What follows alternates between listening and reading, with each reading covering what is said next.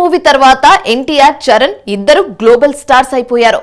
వీరిద్దరి క్రేజ్ అమాంతం పెరిగిపోయింది. దీంతో ఎన్టీఆర్ చేస్తున్న దేవర, చరణ్ చేస్తున్న గేమ్ చేంజర్ సినిమాలపై భారీ అంచనాలు ఉన్నాయి. దేవర సెప్టెంబర్ 27న రాబోతుంది. గేమ్ చేంజర్ డిసెంబర్ లో రాబోతుందని టాక్ వినిపిస్తుంది. అయితే దేవర, గేమ్ చేంజర్ స్టోరీ లైన్స్ ఒకటే అని ప్రచారం జరుగుతుంది. ఇది నిజమేనా? అసలు ఈ రెండు సినిమాల స్టోరీ ఏంటి? ఎన్టీఆర్ హీరోగా కొరటాల శివ దేవర మూవీని తెరకెక్కిస్తున్నారు.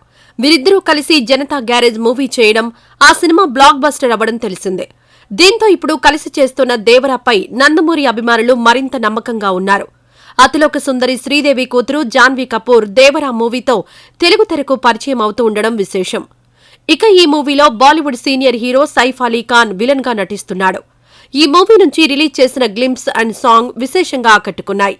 ఇక అసలు విషయానికొస్తే ఈ మూవీ స్టోరీ లైన్ సముద్రం చుట్టూ ఉండే ఊర్లు నేపథ్యంలో ఉంటుందట. అయితే ఈ మూవీలో ఎన్టీఆర్ ద్విపాత్రాభినయం చేస్తున్నారు. తండ్రికి జరిగిన అన్యాయానికి కొడుకు ప్రతీకారం తీర్చుకుంటాడట. ఫ్లాష్ బ్యాక్ లో తండ్రి పాత్ర ఉంటుందని, ఆ పాత్ర చాలా పవర్ఫుల్ గా ఉంటుందని సమాచారం. రామ్ చరణ్ కూడా గేమ్ చేంజర్ మూవీలో ద్విపాత్రాభినయం చేస్తున్నాడు. ఇందులో కూడా తండ్రి కొడుకులుగా నటిస్తున్నారు. తండ్రికి జరిగిన అన్యాయానికి కొడుకు పగ తీర్చుకుంటాడట. ఈ మూవీలో కూడా ఫ్లాష్ బ్యాక్ లో తండ్రి పాత్ర వస్తుందని, ఈ ఫ్లాష్ బ్యాక్ ఎపిసోడ్ వావ్ అనిపించేలా ఉంటుందని టాక్ వినిపిస్తోంది.